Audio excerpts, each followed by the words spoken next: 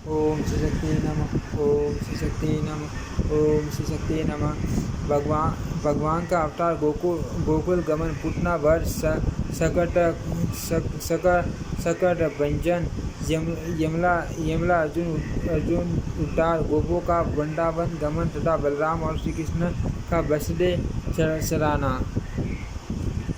व्यास जी कहते हैं, दिवाली श्री हरि ने पहले जैसा आदेश दिया था उसके अनुसार जगत जननी योग माया ने देवकी के उदर में कर्म से गर्भ स्थापित किया और सातवें को खींचकर रोहिणी के उदर में डाल दिया। तदनंतर तीनों लोगों का उपकार करने के लिए साक्षात श्री हरि ने देवकी के गर्भ में प्रवेश किया और उसी दिन योग निंदा यशोदा के उदर में प्रविष्ट हुआ। भगवान विष्णु के अंश के बुटल पर आते ही आकाश में ग्रहों की गति यथावत होने लगी। समस्त ऋतुएं सुखदायिनी हो गई। देवकी के शरीर में इतना तेज आ गया कि कोई उनकी ओर आंख उठाकर देख भी नहीं सकता था। देवतागण स्त्री पुरुषों में हृदय से रहकर अपने उदर में श्री विष्णु को धारण करने वाली माता देवकी का प्रतिदिन चिंतन करने लगे। देवता बोले, देवी आप स्वदा और आप ही विद्या सुधा एवं देवती हो। इस पृथ्वी पर संपूर्ण लोगों की रक्षा के लिए आपका अवतार हुआ है। आप प्रसन्न होकर संपूर्ण जगत का कल्याण करो। हमारी प्रसन्नता के लिए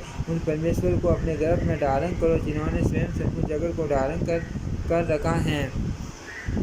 इस प्रकार देवताओं द्वारा की हुई स्तुति को सुनते हुए माता देवकी ने जगत की रक्षा करने वाले कमल ने भगवान विष्णु को अपने गर्भ में धारण किया। तदनंतर वह शुभ समय उपस्थित हुआ जबकि समस्त विश्व रूपी कमल को विकसित करने के लिए मार्फत से विष्णु रूपी सूर्य देव का देवकी रूपी प्रभात वेला में उदय हुआ। आधी रात का समय था। मेघ गण मंत्र स्वर में गरज रहे थे। शुभ मुहूर्त में भगवान जनार्दन प्रकट हुए। उस समय संपूर्ण देवता कुलों की वर्षा करने लगे। विकसित नील कमल के समान श्याम वंश से वश सीने से शोभित वक्ष स्थल वाले चतुर्भुज बालक को उत्पन्न हुआ देख ब्रह्म बुद्धिमान वासुदेव जी ने उल्लासपूर्ण विष्णु में भगवान का स्तवन किया और कंस से भयभीत होकर कहा, शंख चक्र एवं गदा धारण करने वाले देवेश्वर मैंने ज्ञान ले लिया और साक्षात भगवान है, परंतु देव आप मुझ पर कृपा करके मेरे इस दिव्य रूप को छिपा लीजिए। आप मेरे भवन में अवतीर्ण हुए हैं। यह बात जान लेने पर कंस अभी मुझे कष्ट देगा। देवकी बोली, जिनके अनंत रूप हैं ये संपूर्ण विश्व जिनका ही स्वरूप है, जो गर्भ में निश्चित होकर भी अपने शरीर से संपूर्ण लोगों को धारण करते हैं तथा जिन्होंने अपनी माया से बाल रूप धारण किया है वे देव प्रसन्न हो। सर्वात्मन आप अपने इस चतुर्भुज रूप का उपसंहार कीजिए। दैत्यों का संहार करने वाले देवेश्वर आपके इस अवतार का वरदान कंस न जानने पाए। श्री भगवान बोले, देवी पूर्व जन्म में आपने मुझ जैसे पुत्र को पाने की अभिलाषा से जो मेरा स्तवन किया था वह आज सफल हो गया, क्योंकि आज मैंने आपके उदर से जन्म दिया है। मुनिवर यो कहकर भगवान मौन हो गए तथा वसुदेव जी भी रात में ही उन्हें लेकर घर से बाहर निकले। वसुदेव जी के जाते समय पहरा देने वाले मथुरा के द्वारपाल योग निद्रा के प्रभाव से अचेत हो गए थे। उस रात में बादल वर्षा कर रहे थे। ये देख शेष नाग ने शस्त्र की भांति अपने फनों से भगवान को ढक लिया और वे वसुदेव जी के पीछे चलने लगे। मार्ग में अत्यंत गहरी यमुना बह रही थी। उनके जल में नाना प्रकार की सैकड़ों लहरें उठ रही थी, किंतु भगवान विष्णु को ले जाते समय वे वसुदेव जी के घुटनों तक होकर बहने लगी। वसुदेव जी ने उसी अवस्था में यमुना को पार किया। उन्होंने देखा नंद आदि बड़े बूढ़े गोप राजा कंस का कर लेकर यमुना के तट पर आए हुए हैं। इसी समय यशोदा जी ने भी योग माया को कन्या रूप में जन्म दिया, परंतु वे योग निंदा से मोहित थी। अर्थ पुत्र हैं या पुत्री इस बात को जान न सकी। प्रसूति ग्रह में और भी जो स्त्रियाँ थी वे सब निद्रा के कारण अचेत पड़ी थी। वसुदेव जी ने चुपके से अपने बालक को यशोदा की शैया पर सुला दी और कन्या को लेकर तुरंत लौट आए। जागने पर यशोदा ने देखा मेरे नील कमल के समान श्याम सुंदर बालक हुआ। इससे उन्हें बड़ी प्रसन्नता हुई। वसुदेव जी भी कन्या को लेकर अपने घर लौट आए और देवकी की छाया पर उसे सुलाकर पहले की भांति बैठ रहे थे। इतने में ही बालक के रोने का शब्द सुनकर पहरा देने वाले द्वारपाल सहसा उठकर खड़े हो गए। उन्होंने देवकी के संतान होने का समाचार कंस से निवेदन किया। कंस ने शीघ्र ही वहाँ पहुँचकर उस बालिका को उठा लिया। देवकी रूठे हुए कंठ से छोड़ दो इसे, यो कहकर उसे रोकती रह गई। कंस ने उस कन्या को एक शिला पर दे मारा, किंतु वह आकाश में ही ठहर गई और आयुधों सहित 8 बड़ी बड़ी भुजाओं वाली देवी के रूप में प्रकट हुई। उसने उसे सबसे हताश किया और कंस से रोषपूर्वक कहा, ओ कंस, मुझे पटकने से क्या लाभ हुआ? जो आपका वध करेगा वे प्रकट हो चुके हैं। देवताओं के सर्वस्व भूत वे श्रीहरि पूर्व जन्म में भी वे आपके कारण इन सब बातों पर विचार करके ही आप शीघ्र ही अपने कल्याण का उपाय कर, यो कहकर देवी कंस के देखते देखते आकाश मार्ग से चली गई। उसके शरीर पर दिव्य हार, दिव्य चंदन और दिव्य आभूषण शोभा पा रहे थे और शीतगण उसकी स्तुति करते थे। तदनंतर कंस के मन में बड़ा उद्वेग हुआ। उसने प्रलंबन और केसी आदि समस्त प्रधान असुरों को बुलाकर कहा, माँ बाबू प्रलंब केसी धेनु को और पूतन अरिष्ट आदि अन्य सब वीरों के साथ आप लोग मेरी बात सुनो। दुरात्मा देवताओं ने मुझे मार डालने का यत्न प्रारंभ किया है, किंतु वे मेरे पराक्रम से भलीभांति पीड़ित हो चुके हैं। अत मैं उन्हें वीरों की श्रेणी में नहीं गिनता। दैत्य वीरों, मुझे तो कन्या की कई बात आश्चर्य से प्रतीत होती है। देवता मेरे विरुद्ध प्रयत्न कर रहे हैं, ये जानकर मुझे हंसी आ रही है। तथापि दैत्येश्वर अब हमें दुष्टों का और अधिक उपकार करने की चेष्टा करनी चाहिए। देवकी के गर्भ से उत्पन्न हुई बालिका ने यह भी कहा है कि भूत भविष्य और वर्तमान के स्वामी विष्णु जो पूर्व जन्म में मेरे मृत्यु के कारण बन चुके हैं, कहीं न कहीं उत्पन्न हो गए हैं। अतः इस भूतल पर बालकों के दमन का हमें विशेष प्रयत्न करना है। जिस बालक में बल की अधिकता जान पड़े उसे यत्नपूर्वक मौत के घाट उतार देना चाहिए। असुरों को ऐसी आज्ञा देकर कंस ने अपने घर गया और विरोध छोड़कर वसुदेव तथा देवकी से बोला, मैंने आप दोनों के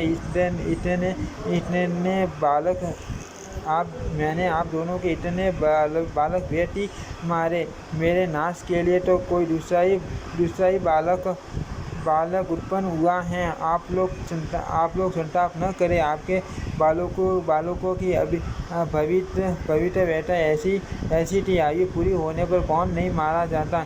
इस प्रकार सांत्वना दे कंस ने उन दोनों के बंधन खोल दिया और उन्हें सब प्रकार से संतुष्ट किया। तत्पश्चात वह अपने महल के भीतर चला गया। बंधन से मुक्त होने पर वसुदेव जी नंद के सकले के पास आए। नंद बड़े प्रसन्न दिखाई दिए।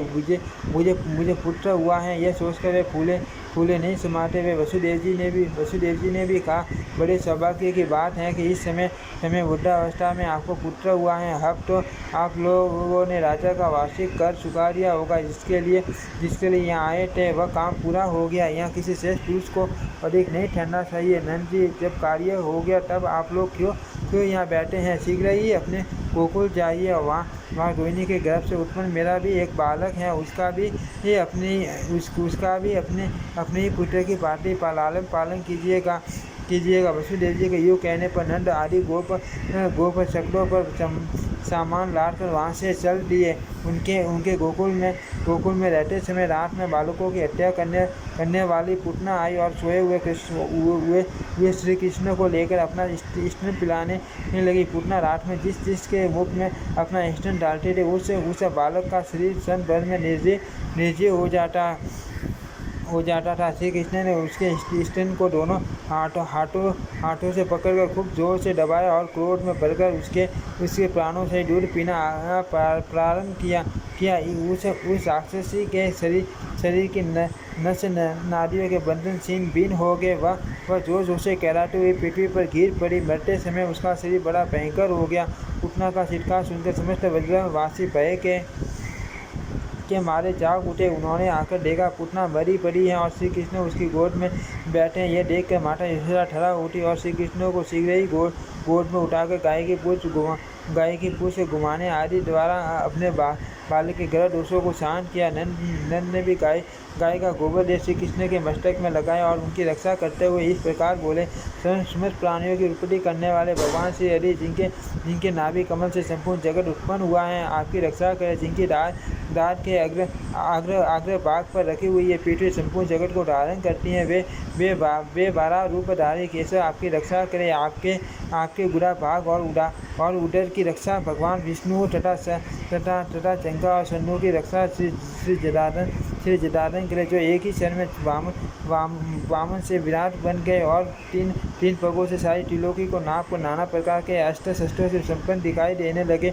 वे भगवान वामन आपकी सदा रक्षा करें। आपके सिर की गोविंद की तथा कंठ की केशव रक्षा करे। मुख और बाहु प्रभाव के कोयनी के नीचे का भाग मन और संपूर्ण इंद्रियों की अखंड ऐश्वर्यशाली अविनाशी भगवान नारायण रक्षा करे। भगवान वैकुंठ दिशाओं में, मधुसूदन विदेशाओं में, कोनों में, ऋषिकेश आकाश में और पृथ्वी को धारण करने वाले भगवान अनंत पृथ्वी पर आपकी रक्षा करें। इस प्रकार नंद गोप द्वारा सविष्टि वासन होने पर बालक श्री कृष्ण सकरे के नीचे एक खटोले पर सुलाए गए। गोपों को मरी पुतना का विशाल शरीर देखकर अत्यंत भय और आश्चर्य हुआ। एक दिन की बात है, मधुसूदन श्री कृष्ण सकरे के नीचे सोए हुए थे। उस समय वे दूध पीने के लिए जोर से रोने लगे। रोते ही रोते उन्होंने अपने दोनों पैर ऊपर की ओर फेंकने आरंभ किए। उनका एक पैर चकले से सूख गया। उसके हल्के आघात से ही वह चकला उलट कर गिर पड़ा। ऊपर से रखे हुए मटके और घड़े आदि टूट फूट गए। उस समय समस्त गोपियाँ हाहाकार करते हुए वहाँ आ पहुँची। उन्होंने देखा बालक श्री कृष्ण उठान सोए हुए हैं। तब गोपों ने पूछा, इसने इस चकड़े को उलट दिया। वहीं कुछ बालक खेल रहे थे। उन्होंने कहा, इस बच्चे ने ही गिराया है। यह सुनकर गोपों के मन में बड़ा आश्चर्य हुआ। नंद गोप ने अत्यंत विस्मित होकर बालक को गोद में उठा लिया।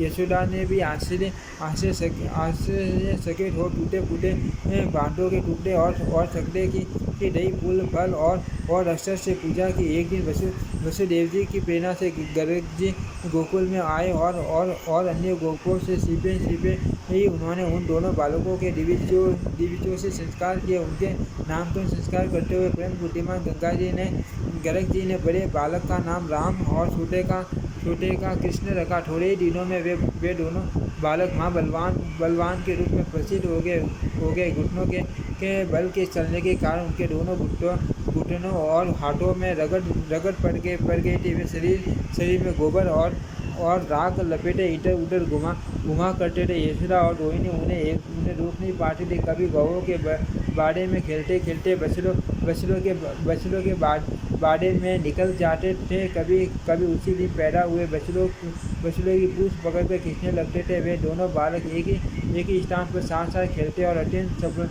सबलता दिखाते थे। एक दिन जब यशोदा उन्हें किसी प्रकार रोक न सकी, तब उनके मन में कुछ क्रोध हो आया। उन्होंने अनायास ही बड़े कार्य करने वाले श्री कृष्ण की कमर में रस्सी कर दी और उन्हें ऊपर से बांध दिया। उसके बाद कहा, ओ चंचल, आप बहुत उद्यम मचा रहा हैं। अब आपको सामर्थ्य हो तो जा। जो कहकर घर स्वामी यशोदा अपने काम काज में लग गए। तब जब यशोदा घर के काम धंधे में फंस गई, तब कमल ने श्री कृष्ण ऊपर को घसीटते हुए दो अर्जुन वृक्षों के बीच जा निकले। वे दोनों वृक्ष जड़वे अडुपन हुए थे। उन वृक्षों के बीच में तीसरी पड़ी हुई उखली को जो ही उन्होंने खींचा, उसी समय उसी शाखाओं वाले वे दोनों वृक्ष जड़ से उखड़ कर गिर पड़े। वृक्षों के उखड़ते समय बड़े जोर की कड़कड़ाहट की आवाज़ हुई। उसे सुनकर समस्त ब्रजवासी कातर भाव से वहाँ दौड़े आने पर सबने देखा वे दोनों वृक्ष पृथ्वी पर गिर पड़े हैं। उनकी मोटी डालियाँ और पतली शाखाएं भी टूट कर बिखर गई है। उन दोनों के बीच में बालक कृष्ण मंद मुस्कुरा रहा है। उसके खुले हुए मुख में थोड़े से दांत झलक रहे हैं। उसकी कमर में खूब खूब खूब कसकर रस्सी बंधी हुई है। उधर में दाम रस्सी बंधने के कारण ही श्री कृष्ण की दामोदर के नाम से प्रसिद्ध हुई। टरंटर नंद आदि समस्त बड़े बूढ़े गोप जो बड़े बड़े ऊँट पाटों के कारण बहुत डर गए थे।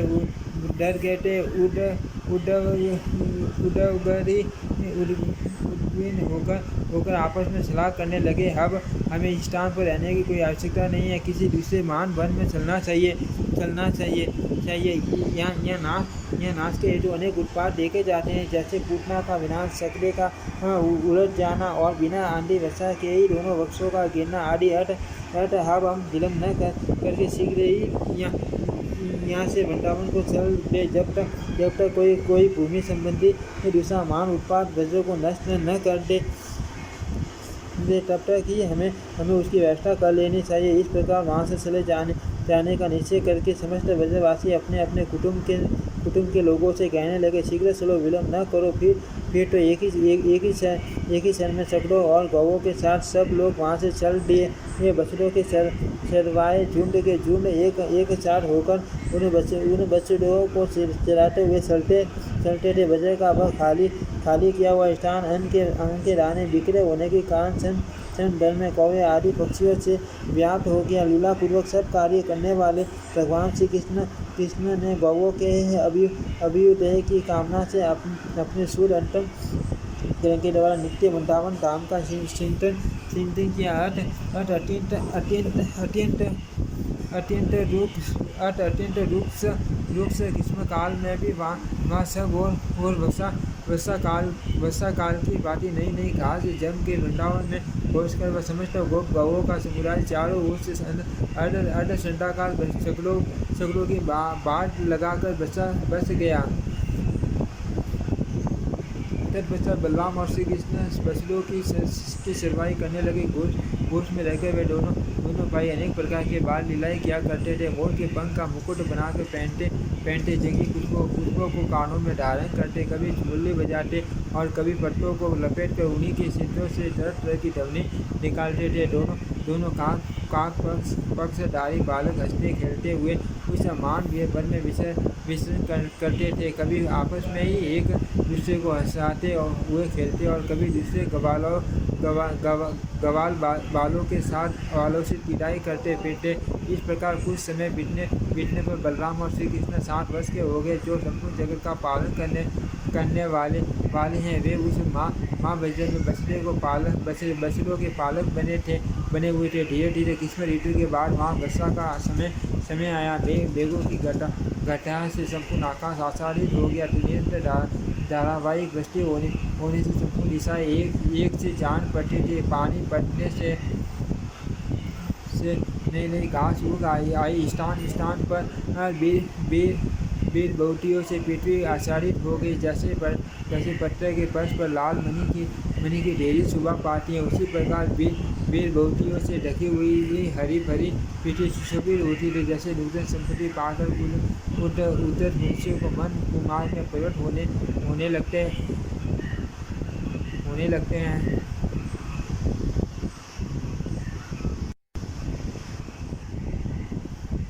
उसी प्रकार वर्षा के जल से भरी हुई नदियों का पानी बांध तोड़कर तट के ऊपर से बहने लगा। संध्या होने पर माँ बलि राम और श्री कृष्ण इच्छा अनुसार ब्रज में लौट आते और अपने समवयस्क गवाल बालकों के साथ देवताओं की भांति क्रीड़ा करते थे। ओम श्री शक्ति नमः, ओम श्री शक्ति नमः, ओम श्री शक्ति नमः, ओम श्री शक्ति नमः।